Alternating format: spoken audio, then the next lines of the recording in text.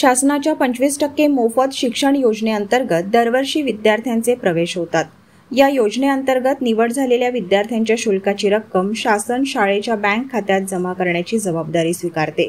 मात्र साल 2009 पासून या शुल्काची थकबाकी अद्यापही शाळांना मिळालेली नाही।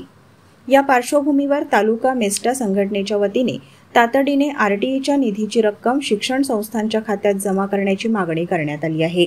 या संदर्भात तालुका मेस्टा संघटनेचे अध्यक्ष डॉक्टर मनोहरराव सावळे, माजी शिक्षक सदानंद जाधव, संस्था प्रमुख सुनील शिरभाते, जाधव साहेब, सचिन काकडे आणि मारोटकर साहेब यांनी गटशिक्षण अधिकारी व पंचायत समिती यांच्याकडे निवेदन सादर केले। शाळांचे लाखो रुपये गेल्या 15 वर्षांपासून थकलेले असून त्याचा परिणाम शिक्षण संस्थांच्या आर्थिक स्थितीवर होत आहे। शिक्षकांचे वेतन देणे, शाळांची देखभाल दुरुस्ती खर्च भागवणे तसेच व्यवस्थापन चालवणे कठीण होत आहे। तालुक्यातील स्वयं अर्थसहाय्यित शाळांची आर्थिक परिस्थिती दिवसेंदिवस गंभीर होत चालली आहे।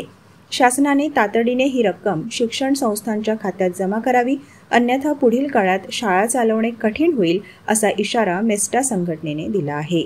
आज या ठिकाणी मेस्टा संघटना अमरावती जिल्हा ची बैठक नांदगाव खंडेश्वर तालुक्याची नांदगाव खंडेश्वर येथील विश्रामगृहामध्ये आयोजित केलेली आहे। या बैठकीला या तालुक्याचे मेस्टाचे अध्यक्ष माननीय डॉक्टर मनोहरराव सावळे आपल्या या ठिकाणी उपस्थित आहेत। शाळेच्या फीच्या संदर्भात, आरटीईच्या संदर्भात त्यांचं काय म्हणणं आहे आपण हे ऐकून घेऊया। श्री मनोहरराव सावळे।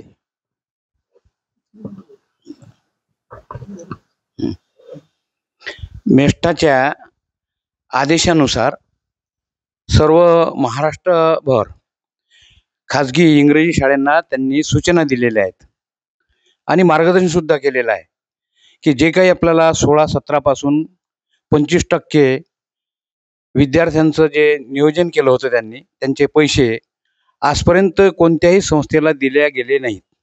त्यामुळं संस्थेने मीटिंग घेऊन सर्व जिल्ह्याला, तालुक्याला त्यांनी कळवलेलं आहे की तुम्ही स्वतः तुमच्या शाळेत मीटिंगा घ्या पालकांच्या आणि त्यांना तसं सांगा की 25% आम्हाला मिळाले नाहीत, त्यामुळं आम्ही यावर्षीपासून जर गव्हर्नमेंटनं पैसे दिले नाहीत तर आम्ही पालकाकडून वसूल करू आणि गव्हर्नमेंटनं दिल्यानंतर ते आम्ही पालकांना परत करू, असं आम्ही पालकांना लेखी निवेदन देऊन विद्यार्थ्यांच्या आणि पालकांच्या आणि संस्थेच्या समस्या सोडवण्यासाठी आम्ही ही मीटिंग आयोजित केलेली आहे, जेणेकरून विद्यार्थ्यांना कोणताही त्रास होणार नाही याची संस्थाचालक, प्राचार्य काळजी घेतील।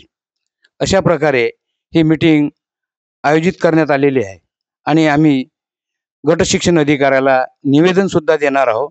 तशाच प्रकारे आपला मेस्टा संघटनेला सुद्धा निवेदन देऊ आणि ही सभा आयोजित केली असं आम्ही गट शिक्षण अधिकाऱ्याला व शिक्षण अधिकाऱ्याला सांगू अर्जाद्वारे।